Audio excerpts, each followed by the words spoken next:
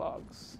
That, yes, I'm glad you don't want to spoil it. There's a lot, in fact, yes. A lot of continuation and explanation, but you have to explore Westside Peers to find out what that is. Yes, probably more than people realize. Anyway, Yeah. but so we kind of saw the Intrepid just before. That's beautiful. Yannick's looking at it right now. That big battleship thing's called the Intrepid. Aircraft carrier. Yeah. Sorry, Yeah. I said battleship. I didn't mean it. That's all right. All right. All right. Thank you. I'm glad I had someone here to keep me accurate. We'll just fact check you. All right. So what's going to happen on the Intrepid, guys? Can we talk about that? So you do a few things around that area. So, most of this open world is totally free for you to explore, right? And then some areas are built specifically for the gameplay of skirmish and resistance. So actually getting inside and going through the belly of the Intrepid is something that you'll do as you explore deeper into the resistance game mode. Okay, cool. There are 3 main spaces that we built for the totally new gameplay for skirmish and resistance. Okay. And so Intrepid is the one nearest to Camp Clinton. And as you move a little bit further north, you kind of go out onto the piers and you're kind of down by the water. It's really kind of a cool new environment. Lots of shipping containers and cool kind of ins and outs. And then as you move further all the way north, you kind of start exploring the subterranean areas of Westside Piers. Stuff underneath. I like subterranean, it's a good word. Alerts can happen in any number of these locations. You got my lower third up. Which is nice. Yeah, you might have an alert that tells you to come and that AI are kind of taking over this location. So you'll have this kind of big fight in this particular POI and up on the roofs of this building. But then the next time you come here, you might, say, be protecting a Shade Tech terminal in that nightclub. One thing we really tried to push, LD-wise, is the fact that these spaces are really connected, right? Like he was in the car wash, seamlessly went up onto the rooftops. There's multiple ways to hit this nightclub, but you can kind of pick and choose where you want to go, right? And the AI are going to spawn around you depending on the routes you take. Oh, nice. Get in the club, yo. Oh, yeah. I expect to see many gifs. It's so cool. Of people emoting in the club. It's an aquarium. Dude, that floor is ridiculous. Yeah. That's so cool.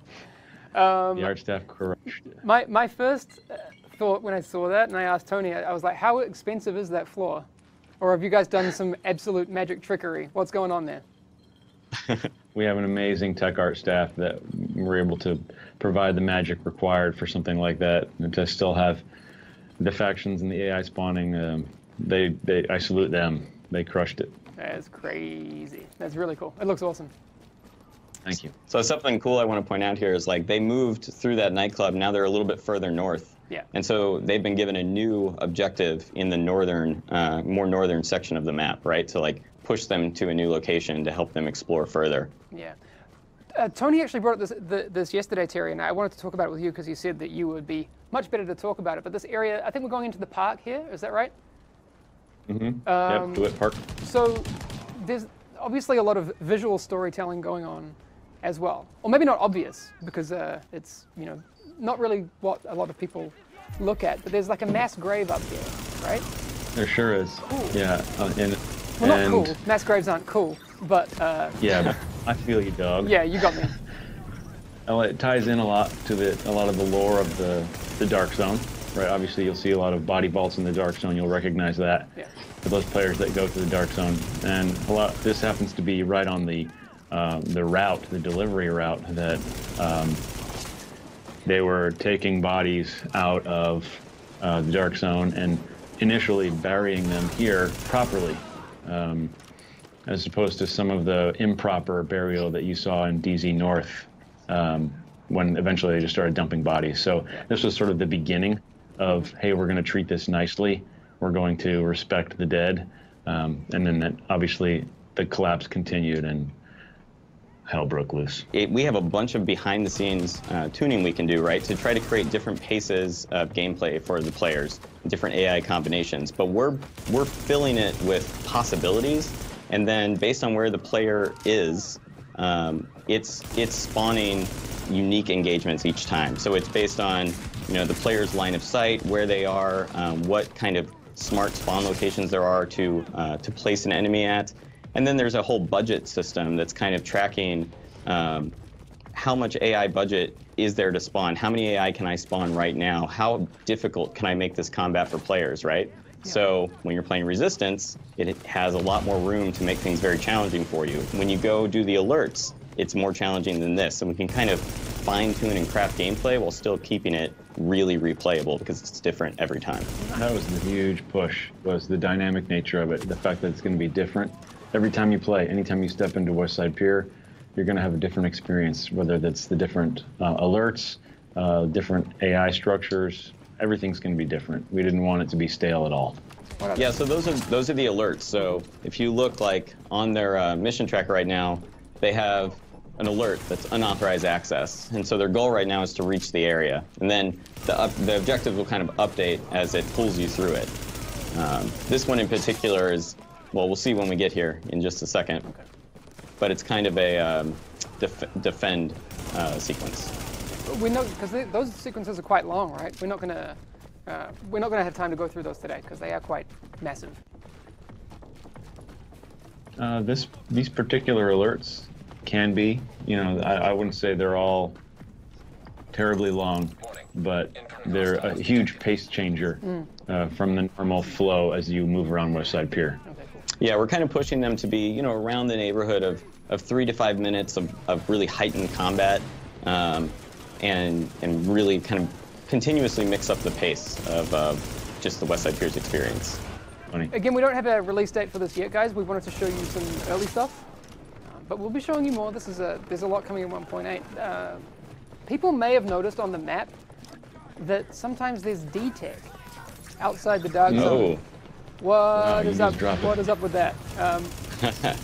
Yep, D-Tech is the long forgotten resource in the game, and we wanted to make it important again. So okay.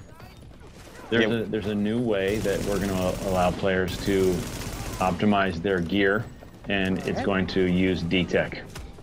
Okay, I think... Alongside some other resources, but yeah. Okay. D-Tech is going to be super useful again. Okay, good. So are you saying that people should stockpile D-Tech? Is that... I'm just saying it's going to be used in 1.8. Underground is something that you will see changes to in 1.8 as well, guys. I've seen some people in chat talking about it. That's not something we're going to be talking about today. That's Reflections are working on that one, so we'll have to get Reflections on it to chat about that. But there's some really exciting things to the underground, so we'll get there. Sure is. Yeah. Every 15 to 20 minutes, you're given a new Westside Piers assignment. So this is something different than the daily assignment. There's more variety to them, but it's just little sub-combat goals, right? So we're trying to kind of layer your activities and really make this just a fun place to have some dynamic PvE. So you might get one that's kill 15 enemies with your sidearm, and the next one might be kill 20 enemies within 10 meters. And they're just these little sub-goals that push you to play differently, and it's pretty, it's nice, and you can also complete them during Resistance. Yeah, all the pacing, everything's layered to be paced properly, and as you probably saw, you get field proficiency here, so we just, it's a constant loop of reward and feeling good and accomplishment, and help you work towards, maybe your D-Tech goals, and it's a lot of fun. Yeah, we're really trying to push these different loops. So you might come out here and do dynamic Westside Piers content for a while in order to get division tech, to use the new optimization station, to improve your gear, to get back in Resistance, and it just kind of keeps you in the game playing, progressing your character. We jumped right in, and we can talk about leaderboards and masks. Yeah. We made the decision to take masks off of leaderboards. We know that they're awesome looking and everybody wants them, and so generally speaking, masks will be tied to the playlist commendations in the global event. And, one will be relatively easy to get, and the others will be more difficult. Maybe requiring group play, maybe not. But the leaderboards will still exist. Cool. There'll still be rewards associated with leaderboards. but the masks themselves are going to be pulled off of the leaderboards. We have made some adjustments to hipfire. That's correct. Yes, there are a number of balance changes, coming with 1.8, right?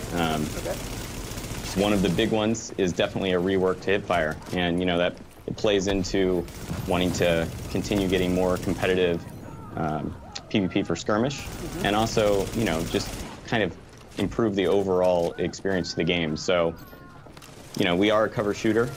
We want to make hipfire viable, but not the end all be all. So some things that are changing is you'll see the reticle is gone while hip firing.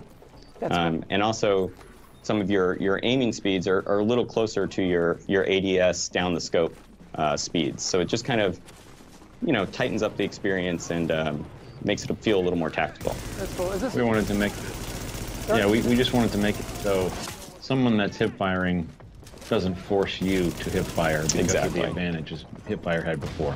Okay. So is this kind of going to that whole chicken dance discussion that that a lot of people are bringing up? Yeah.